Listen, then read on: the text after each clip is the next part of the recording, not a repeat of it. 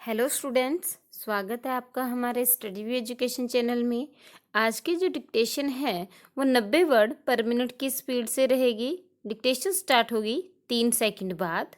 Ready, start.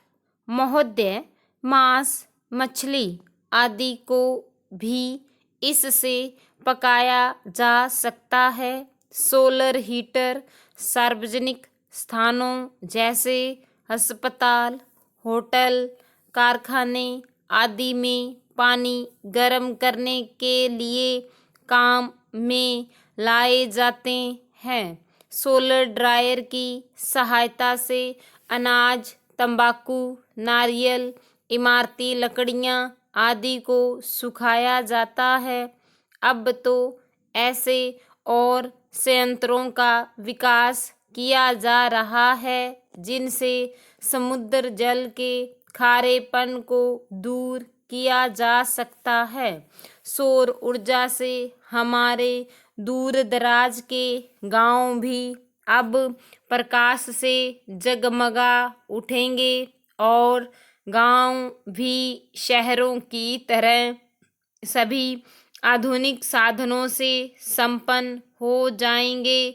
हम भारतवासी सौभाग्यशाली हैं कि हमारे देश में सौर ऊर्जा 12 महीने सुलभ है। हमें चाहिए कि हम सौर ऊर्जा का भरपूर लाभ उठाएं। इससे न केवल पारंपरिक ऊर्जा की बचत होगी, पेट्रोल, डीजल, मिट्टी का तेल आदि के लिए विदेशों का मुंह नहीं ताकना पड़ेगा, बल्कि विदेशी मुद्रा में भी ज़्यादा बचत हो सकेगी। निस्संदेह सौर ऊर्जा की क्रांति से सामान्य व्यक्ति को लाभ मिलेगा और देश चहुमुखी विकास का स्वप्न साकार कर सकेगा। चुनाव के पहले की स्थिति से देश गुजर रहा है।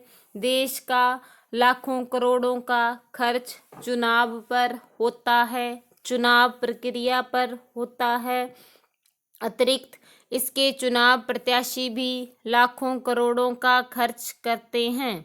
जन जन तक पहुंचने के लिए, जननेता बनने के लिए अशिक्षित जनता भीड़ देखती है, दिखावा देखती है, प्रदर्शन देखती है, फिर कुछ छोटे मोटे लालच भी काम करते हैं और जनता गुमराह हो जाती है।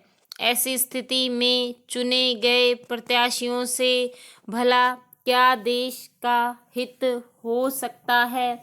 शिक्षित बुद्धिजीवी व्यक्ति चुनाव प्रक्रिया से, चुनाव परिणामों से हताश होकर प्रक्रिया से ही अपने को दूर रखने का उपक्रम करते हैं या करने को मजबूर हो जाते हैं। लंबी खड़ी कतारों में अपना समय नहीं लगाना चाहते। लोकसभा, विधानसभा, पंचायत सभी चुनाव यदि एक ही समय कराए जाएं तो बहुत संभव है। लोगों में रुचि बने, समय का व्यय रुके, आर्थिक खर्च भार जो देश को बार बार करना पड़ता है वह बच सकता है। क्या ऐसा कुछ सोचा नहीं जा सकता। प्रत्याशी बनने के लिए भी कुछ मापदंड निर्धारित होने चाहिए। उनको शिक्षित होना चाहिए और चुने जाने के बाद उनके लिए एक आचार संहिता होनी चाहिए। उनके खर्च एवं संपदा पर एक प्रतिबंध होना चाहिए। एक गवेषणात्मक दृष्टि होनी चाहिए। समाज का हित चाहने वाले ऐसे चुनिंदा लोगों का जीवन महात्मा गांधी की तरह सरल, स्वच्छ एवं सादगी वाला होना चाहिए। यदि ऐसा होने लगा तो व्यापारिक भावना से आने वाले प्रत्याशी स्वयं हट जाएंगे। अच्छे चुनिंदा व्यक्ति ही देश को सही दिशा दे सकते हैं, देश का हित कर सकते हैं। बहुजन संप्रेषण के माध्यमों के अभिनव विकास तथा राष्ट्रीय चेतना का अंतर्राष्ट्रीय जीवन से संबंध बढ़ा है, जिसके कारण मनुष्य की सामाजिक और आर्थिक समस्याएं भी जटिल होती गई हैं। वैज्ञानिक और तकनीकी विकास भी निरंतर उधरमुखी हो रहा है। महोदय, इस तरह पूरा पिरामिड बढ़ता जाएगा। यह विचार बड़ा स्पष्ट और सरल लगता है, परंतु जब इसे हमारे जैसे विशाल आकार, जनसंख्या और सामाजिक जटिलताओं वाले देश पर लागू किया जाता है तो इसे कार्यान्वित करना अत्यंत दुष्कर कार्य हो जाता है। अब चूंकि प्रगति और वृद्धि के लिए वातावरण अधिक अनुकूल बन गया है, इसलिए अब संसाधनों का प्रश्न सामने आता है। टेक्नोलॉजी, गुणवत्ता, उत्पादकता और प्रतियोगिता के प्रश्न सामने आते हैं। इन प्रश्नों पर विचार करते समय हमें विदेशी कारकों की समस्या पर भी ध्यान रखना पड़ता है। इस संदर्भ में विदेश से निवेश और टेक्नोलॉजी अपने देश में आती रहे, यह प्रश्न प्रासंगिक बन जाता है। बाजार में प्रवेश मिलने का प्रश्न भी महत्वपूर्ण बन जाता है। हमें अपनी अर्थव्यवस्था को विश्व अर्थव्यवस्था के एक भाग के रूप में ही देखना चाहिए। हम एक अलग थलग द्वीप बन कर नहीं रह सकते।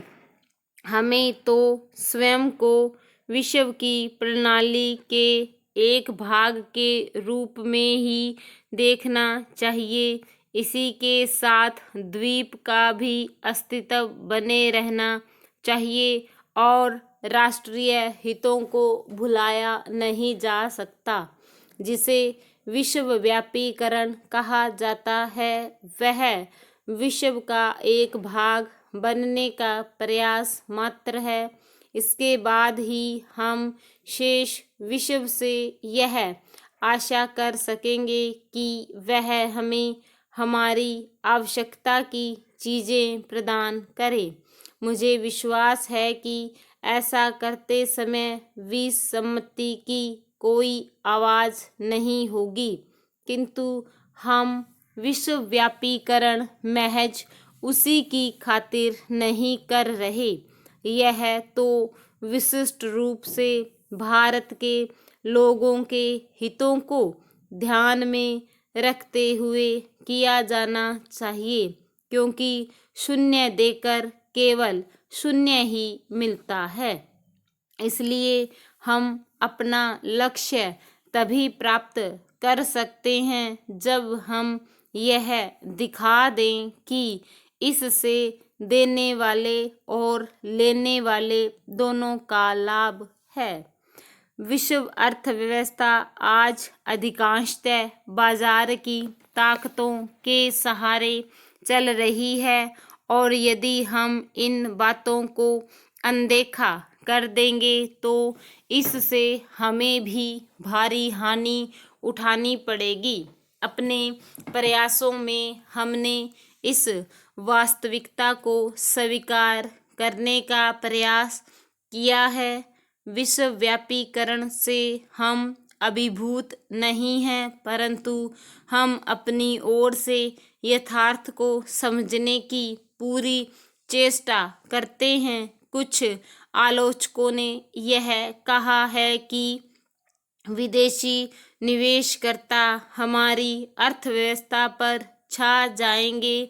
इस संबंध में मैं केवल यह कह सकता हूँ कि अब तक यद्यपि हमारी नीतियों पर अच्छी प्रतिक्रिया हुई है और विदेशी निवेश आकर्षित हुआ है, परंतु यह हमारी ज़रूरतें पूरी करने के लिए नितांत अपर्याप्त है। आपको देखकर मुझे ऐसा नहीं लगता कि हमारे ऊपर कल विदेशी निवेशकों के छा जाने का खतरा लग रहा है। मुझे लगता है कि यहाँ उपस्थित आप लोगों में आत्मविश्वास की भावना बड़ी प्रबल है और यही इस प्रकार की आलोचनाओं का सही उत्तर है।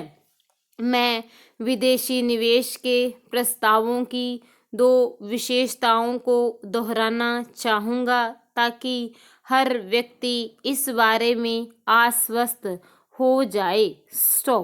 स्टूडेंट्स, ऐसी और डिक्टेशन पाने के लिए आप हमारे स्टडी व्यू एजुकेशन चैनल को विजिट करें और चैनल को सब्सक्राइब भी करें, वीडियो को लाइक और शेयर करें। Thank you.